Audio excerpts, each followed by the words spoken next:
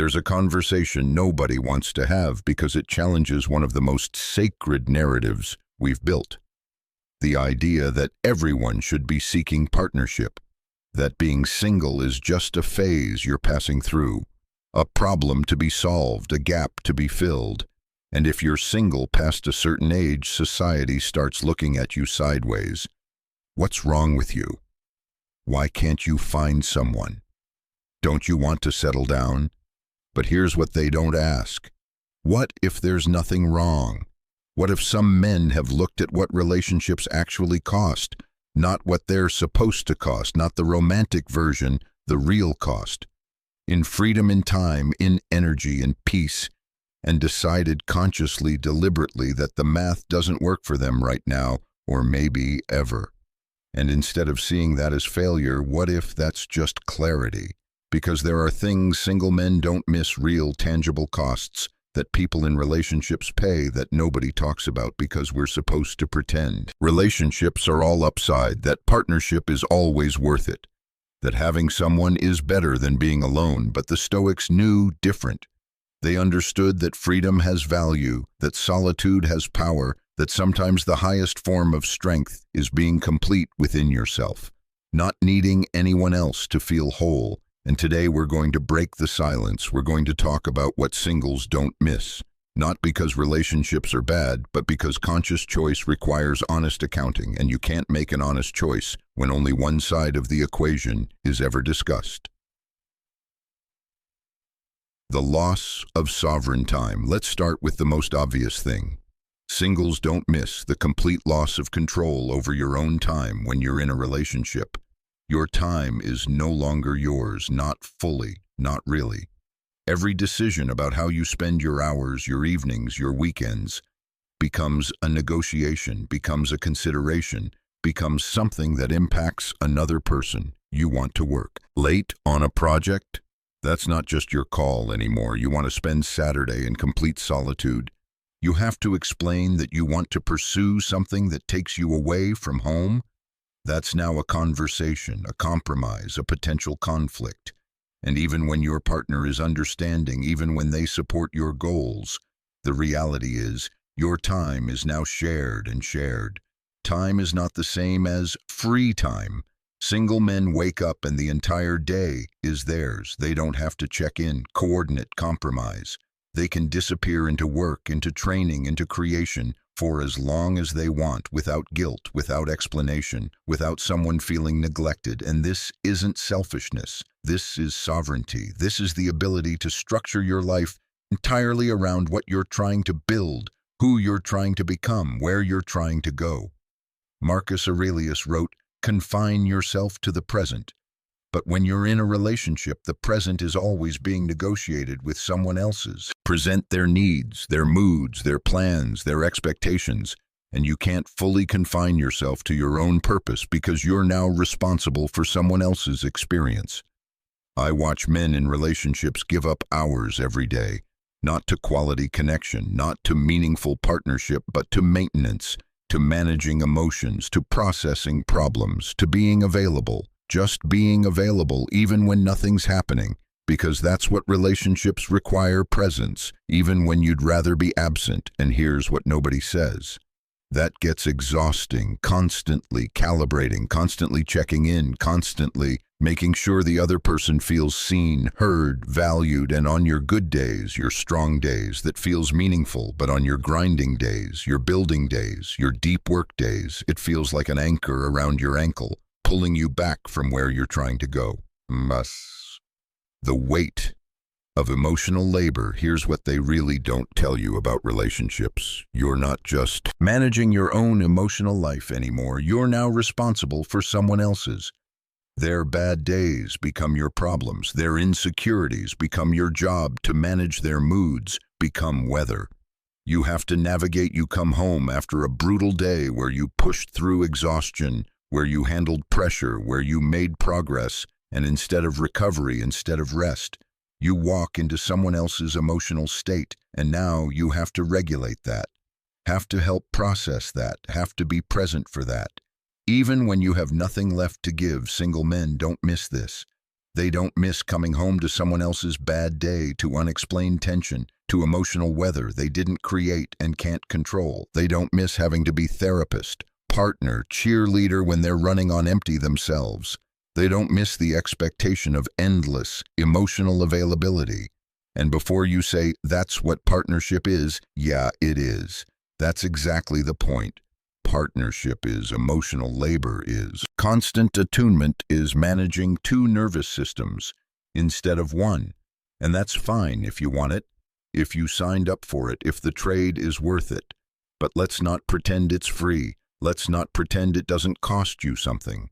Epictetus taught, don't demand that things happen as you wish, but wish that they happen as they do happen, and you will go on well.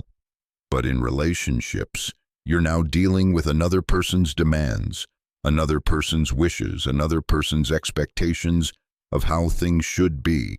And even if you're both practicing stoicism, which most people aren't, you're still navigating another consciousness, another set of needs, another emotional reality. Single men get to come home to silence, to their own energy, to exactly the environment they need. No explanations, no emotional labor, no having to be on when they're depleted.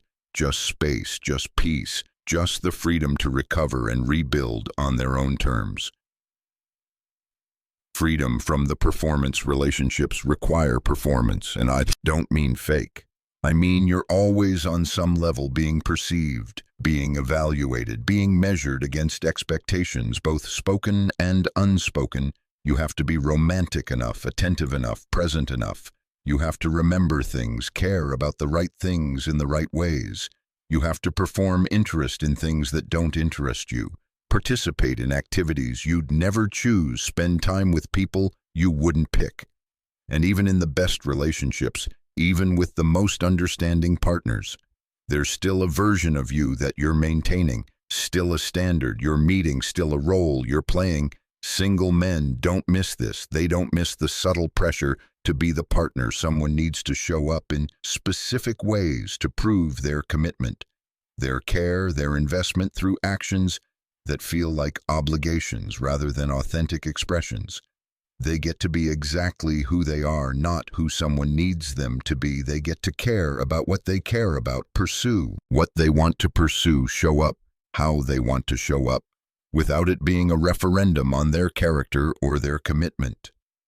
Seneca said, we suffer more often in imagination than in reality. But in relationships, you're also managing someone else's imagination, someone else's stories about what things mean, about whether you care enough, whether you're present enough, whether you're committed enough. And those stories, those interpretations, they become your reality because they create your relational environment. Single men get to skip all of that. They're not being interpreted, not being measured against an invisible standard that shifts based on someone else's emotional state. They're just living, being, moving without a constant running evaluation of whether they're doing partnership correctly. The cost of compromise. Every relationship is built on compromise, on finding middle ground, on adjusting what you want to accommodate what someone else wants. And we celebrate this. We call it mature, we call it loving.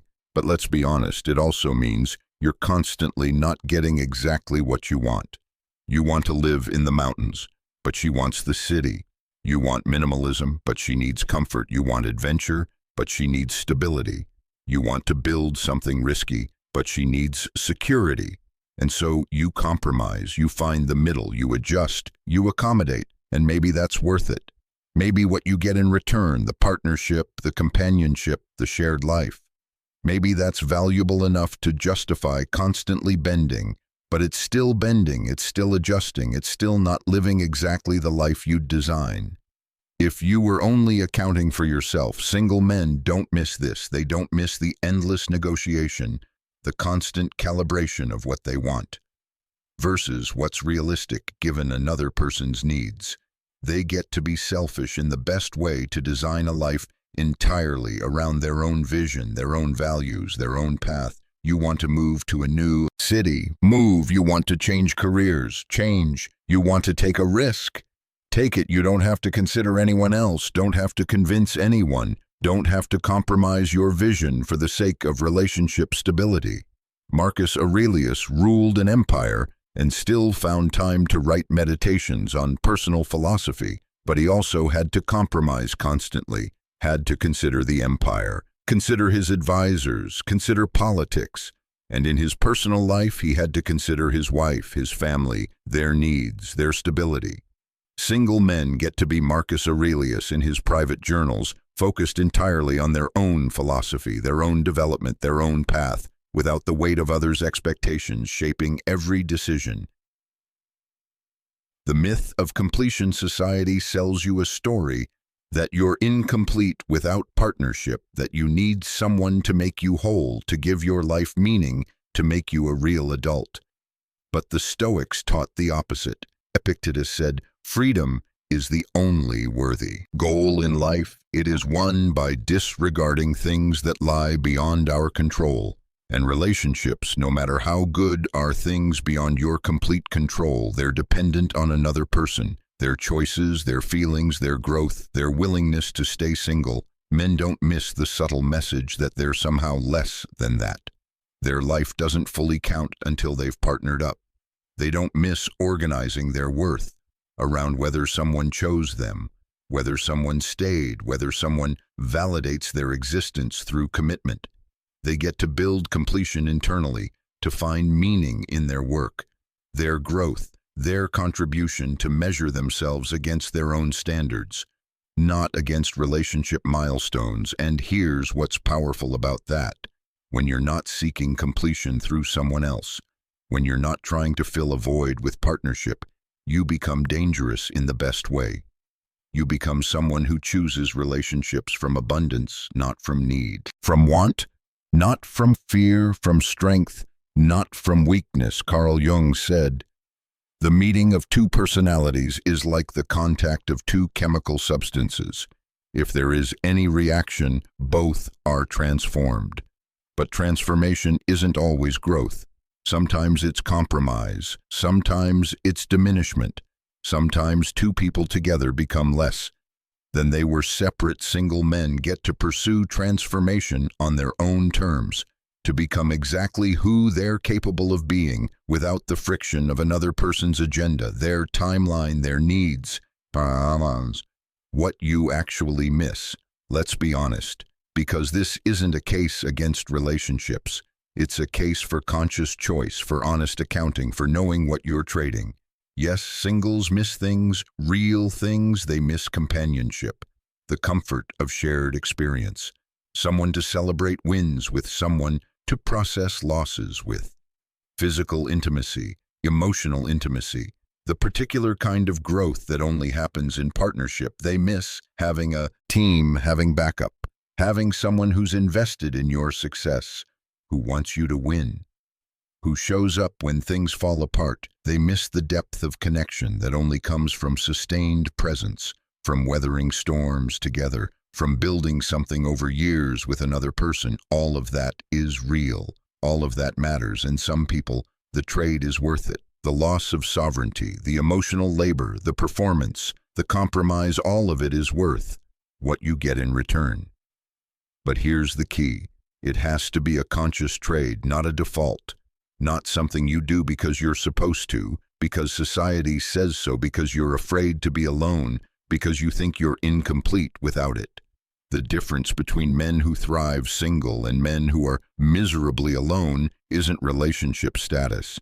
It's intentionality, it's consciousness, it's knowing why you're choosing what you're choosing. The power of intentional solitude. There's a difference between being alone and being lonely, between solitude and isolation, between choosing to be single and settling for it. Men who don't miss what singles don't miss. They're not sitting around wishing they had a relationship. They're not bitter, they're not broken, they're not avoiding connection out of fear or past wounds. They've done the math. Honestly, they've looked at what relationships cost, what they require, what they demand, and they've looked at what they're building, who they're becoming, where they're going, and they've decided, at least for now, at least in this season, that the costs outweigh the benefits. And there's power in that power, in choosing power, in knowing power, in not needing external validation to feel like your life counts. Seneca wrote, "The whole future lies in uncertainty. Live immediately." And singles can do this more fully, more completely. They can live immediately without constantly negotiating with someone else's timeline, someone else's fears, someone else's needs. They can wake up and ask, what do I want to build today? Not, what do we need to do? They can pursue opportunities that would be complicated in a relationship. They can take risks that would create conflict. They can move fast, pivot easily, stay light. And for some men, especially men in their building years, their grinding years, their becoming years, that freedom is priceless. The trap of social pressure. Here's what happens to most men. They don't consciously choose to pursue relationships. They just absorb the message from every direction that they're supposed to. Family asks, when are you going to settle down? Friends get married and suddenly you're the odd one out. Society treats single men past a certain age with suspicion, with pity, with judgment, and under that pressure, men enter relationships not because they actually want them, not because they've done the math, not because the trade makes sense, but because they're tired of explaining why they haven't, tired of being the outlier, tired of feeling like something's wrong with them. And that's how you get men in relationships.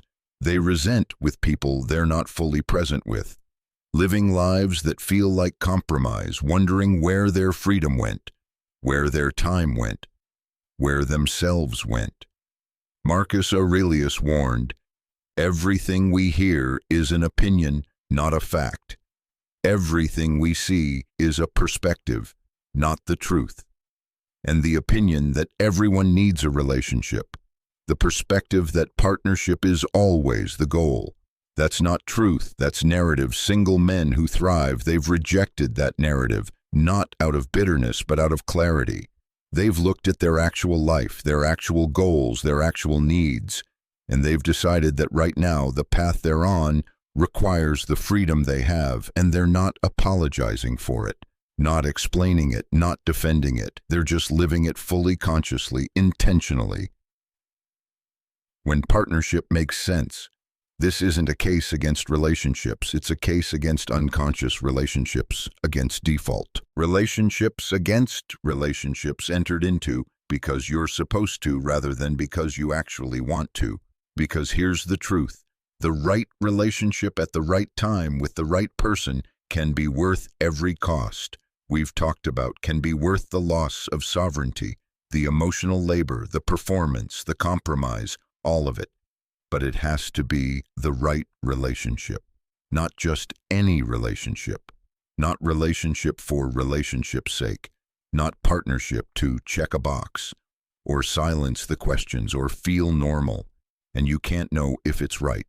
If you're entering from need, from fear, from social pressure, from the belief that you're incomplete alone. Epictetus taught, he is a wise man who does not grieve for the things which he has not, but rejoices for those which he has. And if you can't rejoice in solitude, if you can't be complete in yourself, then you're not ready for partnership. You're just ready to use someone else to fill a void. And that's not fair. Not to them, not to you. The men who make the best partners are the ones who don't need partners, who are already complete, already whole, already living full lives, and they choose to invite someone in, not because they need them, but because they want to share what they've built. The freedom to choose, here's what this all comes down to. Singles don't miss the costs, but that doesn't mean relationships are wrong. It means choice matters. Consciousness matters. Knowing what you're trading matters. You should enter relationships with eyes open, knowing what you're giving up, knowing what you're gaining, knowing that it's a real trade with real costs on both sides, because when you pretend relationships are all upside, when you ignore the costs when you enter, unconsciously you end up bitter, resentful, wondering where your freedom went, blaming your partner for feeling like your life isn't fully yours anymore, but it's not their fault. It's the nature of partnership. It requires surrender, requires compromise, requires emotional labor, requires performance. And all of that is fine if you knew what you were signing up for. If you chose it consciously, if the trade makes sense for you, the dangerous lesson here is that being single is a valid choice. Not just a way station, not just something you endure until you find someone, but an actual legitimate way to structure your life, especially in seasons where you're building something that requires all of you, all your time, all your energy, all your focus. And when you own that choice, when you stop apologizing for it, when you stop letting society's narrative dictate your life, something shifts. You stop feeling like you're waiting, like your life is on pause, like you're incomplete. You start living fully, building consciously, becoming intentionally. And if the right person comes along, if partnership starts to make sense, if the math changes, you can choose it. Then from a place of strength, from a place of wholeness, from a place of consciousness. But until then, there's power in the path you're on, in the freedom you have, in the sovereignty you maintain, in the life you're building entirely on your own terms. Seneca said, "It is not the man who has too little, but the man who craves more that is poor." And if you're craving a relationship just to have one, just to fit in, just to feel normal, then you're poor regardless of your relationship status. But if you're complete in yourself, if you're building a life that matters, if you're conscious of what you're choosing and why you're choosing it, then you're rich. Whether you're single or not, the path forward. So what do you do with this? How do you think about relationships in light of what singles don't miss? First, get honest with yourself. Are you single by choice or by circumstance? Are you building something that requires this freedom, or are you hiding from connection? Are you complete in yourself, or are you just afraid? There's a difference between intentional solitude and lonely isolation, between choosing to be single and settling for it, and you have to know which one you're in second. If you are single by choice, own it. Stop apologizing, stop feeling like something's wrong, stop letting people's questions make you defensive. You're on a path that requires freedom. That's not a problem, that's a choice. Third, if you're in a relationship or considering one, do honest accounting. Look at what it actually costs, not what it's supposed to cost. Look at what you're gaining and what you're losing, and make sure the trade makes sense for where you are, for what you're building, for who you're becoming. And fourth, remember that choice is always available. You're not stuck in singleness. You're not stuck in partnership. You're choosing, and you can choose differently. As circumstances change, as you change, as your path evolves. The Stoics taught that wisdom comes from knowing what's in your control and what isn't. Relationships, they're partly in your control and partly not. You can choose to pursue them or not, but you can't control whether they work, whether they last, whether they're worth it.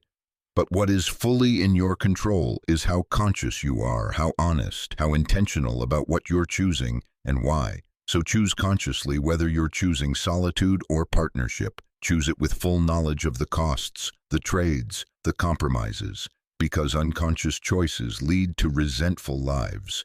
And life is too short to spend it resenting decisions you made because you thought you were supposed to be the man who chooses, who knows what he's trading, who builds the life that serves his actual path, his actual purpose, his actual becoming. And whether that life includes partnership or doesn't, make sure it's yours, fully, consciously, intentionally. Stay focused, stay grounded. What singles don't miss is real, but so is what they do miss. Know the difference, know your choice, and live it fully, without apology, without doubt, without waiting for permission to build the life that's actually yours.